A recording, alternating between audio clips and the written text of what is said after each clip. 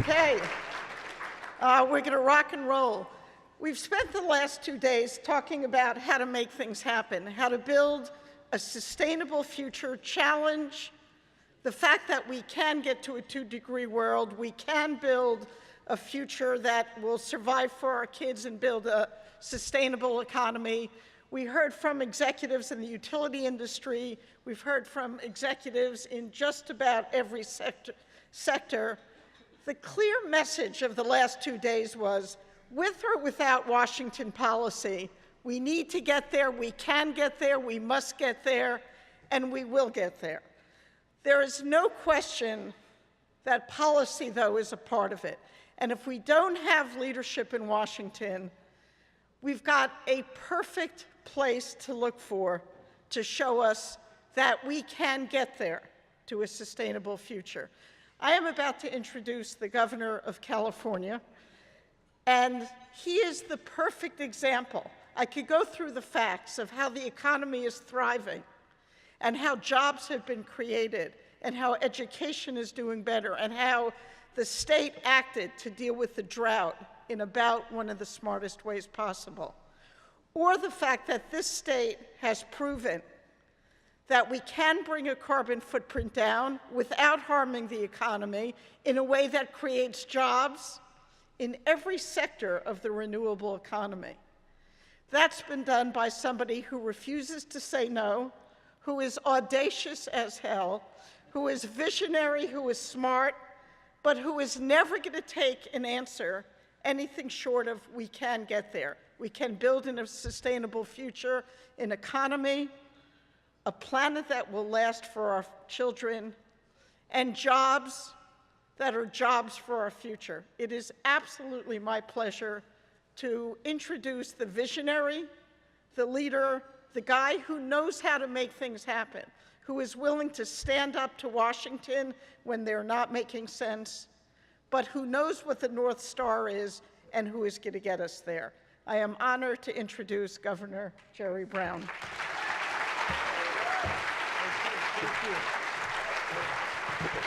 Thank you.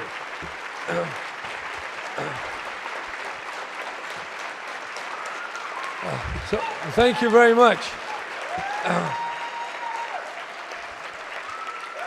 So, that's a lot of enthusiasm, and thank you. That's more you than me, and that's good because the two of us together, we can get something done. And we do need enthusiasm and determination, perseverance, imagination, all these human qualities that are the precursor of great things, because we are facing lots of challenges. Now, we always are. That's what life is. Every human being faces challenges, so do societies. Civilizations rise and fall. It's just on a slow time scale.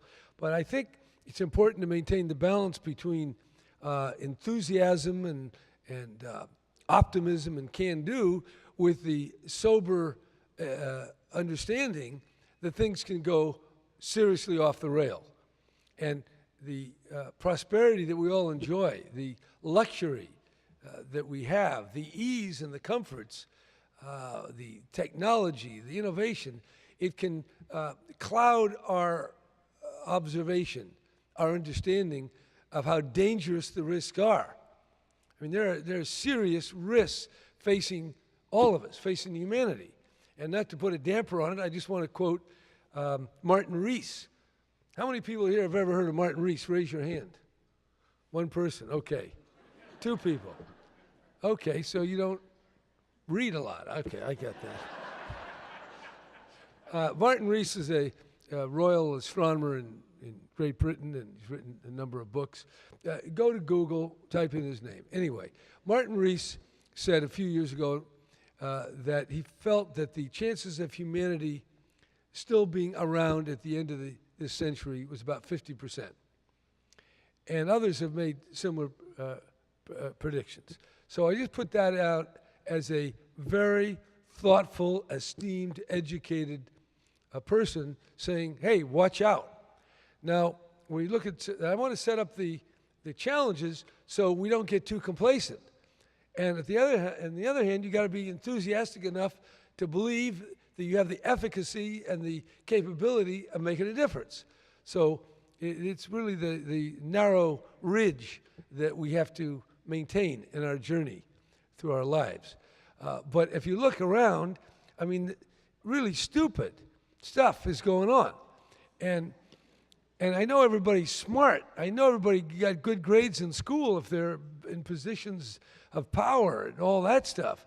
But you know, in 1914, people thought it was pretty good. I mean, Russia was really economically doing much better. So was Germany. They were really smart. But they did colossally, catastrophically stupid things that was totally logical. You know, the Serbs didn't like the Austro-Hungarians' domination of Bosnia, which they thought belonged to Greater Serbia. So they started pushing the Austro-Hungarians. They said, we can't let those Serbs get away with that. So they killed the Archduke. That was very unfortunate. So it's a little incident. Nobody expected that guy to get shot in Sarajevo. And then the Russians had a deal. These are our Serbian brothers, the Orthodox Christians. We got to defend them against those Roman Catholic Austro-Hungarians. So they come in. And now once once Austro-Hungary's at war, then the Germans. They had what they call the blank check. Like, we got to come in. It's like NATO. If somebody invades one of the NATO countries, they got a blank check because we're coming in. And we'll do whatever it takes to defend them. Very similar. And then, of course, if Germany comes in, you have this country called France. And France has personal alliance with Russia. And so then they got to jump in because they got to fight with Russia. And Russia is now fighting Germany. But now Germany's coming in across Belgium, so now England's got to jump in. But don't worry, it'll be over in a few months. Well, 20 million dead people later, and it only got over because the Americans jumped in, catastrophic. Hungary's gone. The Russian Tsar, who thought, you know, he celebrated the bands when they left, he and his wife and his kids were taken over by the Bolsheviks and shot in a basement. That took care of him. That's the end of the Tsar. Then we have the Soviet Union. Then the Germans, their Prussian world, that collapsed. Wilhelm and all, he had to resign, abdicate. And then, of course, Hitler got a lot of horsepower there, and Mussolini got going. The Turkish Ottoman Empire, that collapsed. And then they carved up the world, and they created Syria and Iraq, and we're still suffering from that. So all these smart, educated Christians totally screwed up the world in ways that we're still paying for. So, now that, I'm not giving you a history lesson, I'm telling you about today. Because these people aren't even Christians anymore that are running the world. I don't know if that makes a difference. I spent 4 years in the seminary. I think it makes a difference, but a lot of people don't. But nevertheless, they're supposed to do good, at the very least. And the arms trade in the world is 50 billion. America's half of that. That's a lot of killing. These are machines to destroy flesh and create suffering and death. Okay, that's a big business for a lot of people. Russia, France, a lot of people.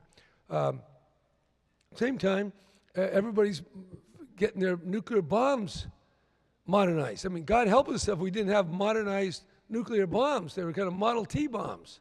They could blow up the world 100 times. Well, we're fixing those up too.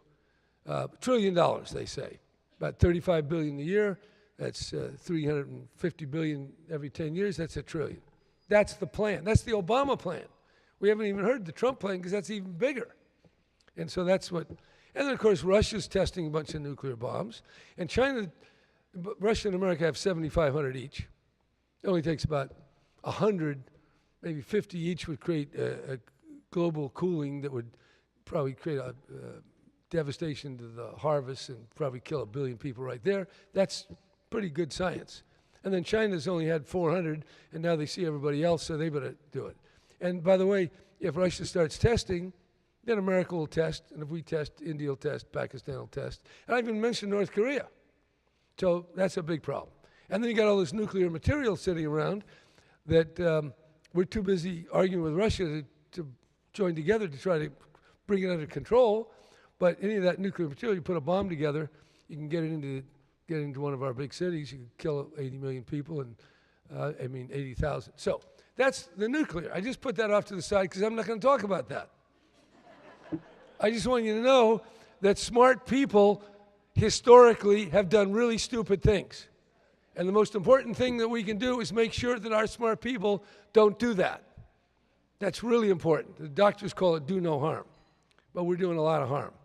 I mean, a lot of harm. I mean, we do the Iraq war. Okay, boy, that's going to do good. I don't know, 100, 150,000 people dead because of that. So that was so good. Let's double down. We get Libya. Let's knock off Gaddafi. He's like, Saddam, maybe we can create the same mess. We did. Then, of course, we go look at North Korea and we say, don't get, if you get rid of your nuclear bomb, then we're coming in. Just like we did to Gaddafi. So we've created a lot of messes. I didn't. If I were president, forget it. We wouldn't have done that stuff. We've been doing climate change, education, high-speed rail, wonderful stuff.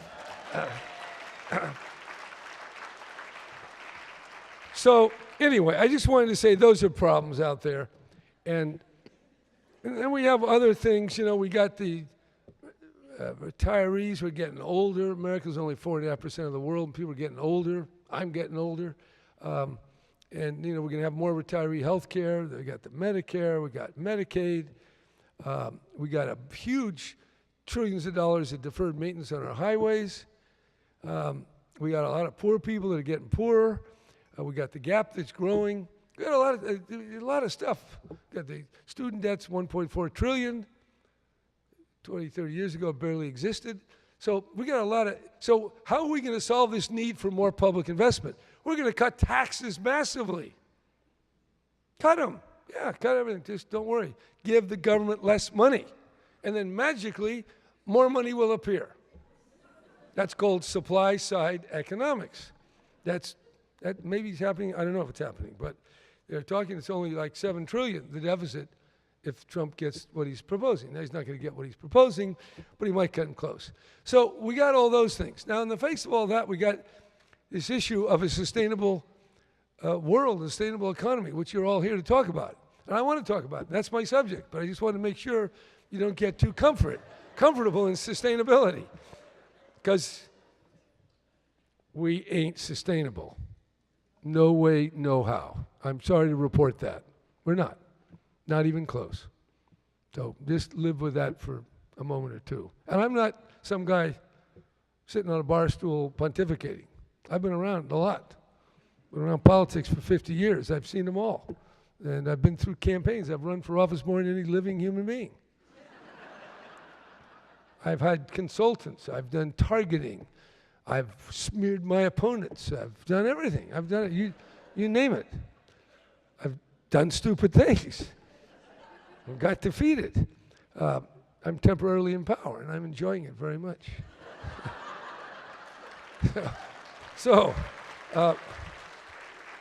Anyway, this climate change, that's something. We're doing a lot of things in California, but we're not there yet. We're not on a path.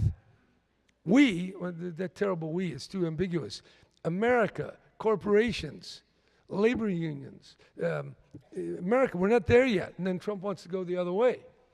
And other countries of the world, they're not serious to decarbonize the economy that depends on carbon. Carbon is our lifeblood, as it were. Carbon is our heroin. That's the way we get high every day. That's how you got here. Everything in this room is full of carbon.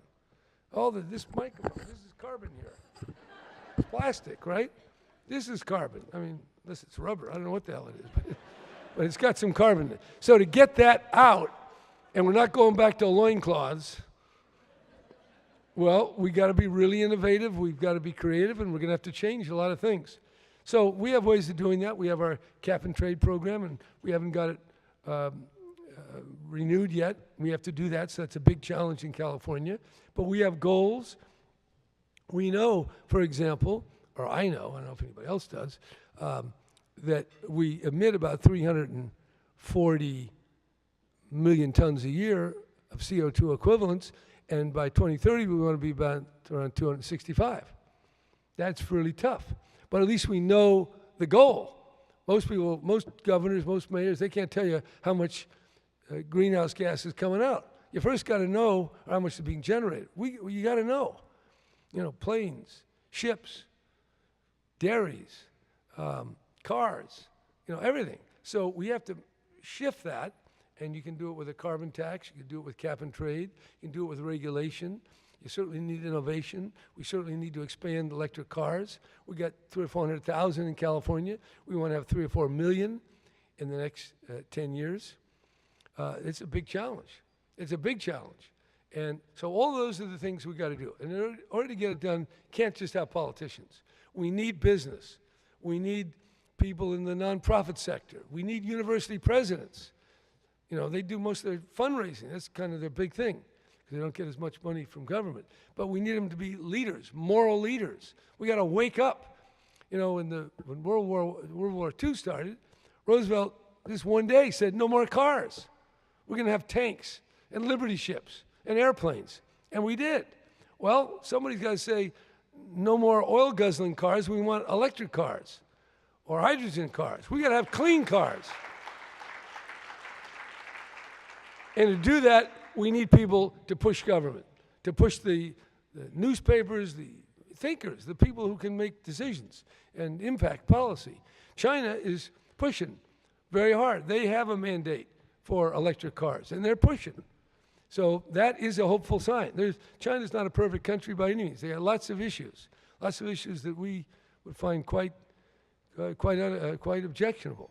But in the climate change, they're moving in a certain direction.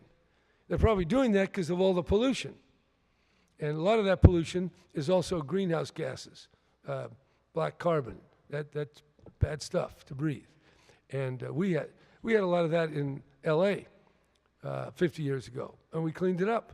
Republican and Democrat, Reagan, people after Reagan, Wilson, myself, Gray Davis, Schwarzenegger. So we've had for decades, we've developed the expertise, the institutions, the regulation, the engineers, the lawyers, the scientists, and the public acceptability to deal with emissions from vehicles and from wherever else. And also, we have building standards. In fact, but they're not easy, by the way. Everyone talks about sustainability, not easy. Ronald Reagan signed the first energy conservation commission bill that created the commission. When I became governor in 1975, I appointed the first employee, Richard Mullen. He became the chairman. And it took from that day until sometime in '82 to get building standards, our first building efficiency standards to reduce the use of energy in buildings. And then, even then, because I got a lot of pushback, I delayed it for a year. So it actually took 9 years. 9 years. And we had the benefit of the Arab oil embargo to get everybody excited in the 70s, and that's why Reagan signed the bill. As a matter of fact, when he signed the bill, it also had a one-stop shop provision to site power plants. And he thought he was signing a one-stop shop to site a dozen nuclear power plants. Well, it didn't turn out that way. But the other part of it, which the Democrats added on, was the rules on efficiency for buildings and for appliances. And so we've been doing that. Now, when we want to make the turn, in the United States, in Washington, in the other states, in India, in Brazil, all over the world, it's tough. And it takes public opinion, it takes expert opinion, it takes agreement, and it takes focus. So you're all about sustainability, and I don't know how you're going to contribute to all that, but I'm coming here to tell you you're doing the right thing, and I want to encourage you. Or you got to encourage me, because I got more power than you. But together, we got to make it happen. So it isn't, by the way, even this Washington, Trump is only one of our problems, and not the biggest problem. That's not to say he's not a big problem. He's just not our biggest problem. The biggest problem is waking up to the truth of our situation and responding in a thoughtful, wise, effective, sustained way. That's what we got to do, and we are not doing that. So I want to be very clear. You're not supposed to be optimistic, everything's fine. No, It's not fine. It's not getting fine. So that's my charge to you. Get on it. Get us to change. Get us to be sustainable. And we know a lot. We know far more than we're doing. But we don't have the political will. But it's happening. It's happening. Some Republicans are starting to believe in climate change. That's a big step forward. And because you can't do it with one party. I saw a poll the other day. It was reported in CNN. I bet more people saw that than read Martin Rees. But anyway, the poll said 61% of the, it was not that fair a question. So as a political expert, I think the question was a bit loaded. But anyway, just for kind of thought experiment purposes, it's worth something. And that poll said 61% of the American people, of all parties, all backgrounds, believe the Republican Party is out of touch with the American people. Now you ask, what about the Democrats? The American people, 67% think the Democrats are out of touch. I don't know if you saw that poll. It's pretty shocking. It wasn't a headline, but it was, you had to read down. And whenever I see a poll, I read right to the bottom because I enjoy polls. I probably read more polls than all of you put together. Because when you're running, nothing is more important than how you stand. Very vain occupation. But I'm working on that. So there is a lot of out of touchness, and if we look at France, both major parties got left out of the finals. So there is a breakdown. If you look at democracy, I've now told you why the environment and nuclear, the financial institutions and all those things are a problem, but democratic governance is a problem. Look at Brazil, look at South Korea, look at Venezuela, look at Europe, how it's having a hard time getting anywhere. Most of these political leaders have single-digit approvals. People are discontent. So what we need is clarity and a vision that we can all be a part of that goes to what really ails us. And what ails us is we're doing a lot of things we don't need to do or shouldn't do, and we're not doing a lot of things we need to do. And I'm not going to get into what all that is. I've kind of alluded to many, but there's a lot we can do. I mean, this can be done. We can get zero-emission cars. We can restructure our land use. We can incentivize a more decarbonized world. We can agree with other countries to work on this. Now, temporarily, we got to fight Trump a bit on this. But I will, actually, Trump is one of the most positive things that has happened on the climate front. He has given climate denial really a bad name. And now more and more people are saying, I don't know about climate denial, but I don't want to be on the side of Trump on that. So I'm going to go to the other side. That's actually happening. And it happens by a simple process. It's called, if I may use one Latin phrase, reductio ad absurdum. Reduce to absurdity. And when you do that, you really empower the opposite perspective. And hopefully that's what's going to happen. We're going to, by the obvious absurdity of what is now being proposed in Washington on so many fronts, that thoughtful, ordinary people are going to react, and will react in positive ways in a series of steps that will really get onto a sustainable path. And that's really what you do. And I just want to encourage you and tell you I want to do it with you, and let's do it as much as we can. And we walk out of San Francisco, walk out of these meetings, know that there's time, but time is running out. So it's absolutely imperative that we do everything we can. And if we do, we'll feel that we did the right thing, and it is the right thing. Thank you very much. Let's go do it. Get sustainable now, not tomorrow.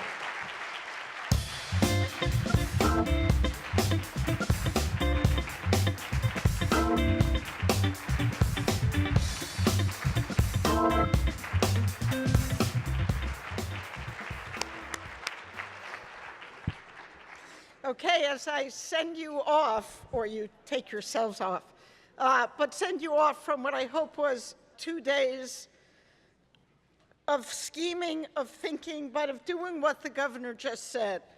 Clarity of vision. I think without question, the people in this room have clarity of vision. And without question, the people in this room have made a commitment to the we can do it vision that the governor just charged us with. So we will leave here, and I could not say more emphatically the importance of leaving here with that clarity of vision, with the bold and audacious instinct to realize it is up to us. It is probably not up to Washington or even every state, but it is up to the companies, the investors, the NGOs in this room to find a way to work together to get to where California is, where other states are, and to really get to that vision that we have clarity on, building a future under a 2-degree world, a future with enough water, a future with enough resources, a future that creates jobs as we're building a sustainability future, and doing it together. At different times, I know we've all depended on the state, the feds, the this, the that. I am leaving here with hope because I'm depending on you. What every one of you were able to do within your companies, within your investment firms, within the movements you're building, is going to be the determining factor on whether we get there or not. So I'm counting on you. I'm believing in you. I'm certain that we will work together before we meet again in a year. The next Ceres Conference is in Boston on April 25th and 26th. But I look forward to challenging each other as we go forward, step after step, brick after brick, but building the future that our children deserve and are worthy of. So let me thank all of you for spending the time, for giving what you give when you come here, and the energy and the passion and the determination when you leave here. I want to thank my colleagues and staff at Ceres. You are an extraordinary group of people who help us come together. I want to thank our 3 conference leaders and ask them to stand up. Kirsten, Brittany, and Anna, they're somewhere, but they really...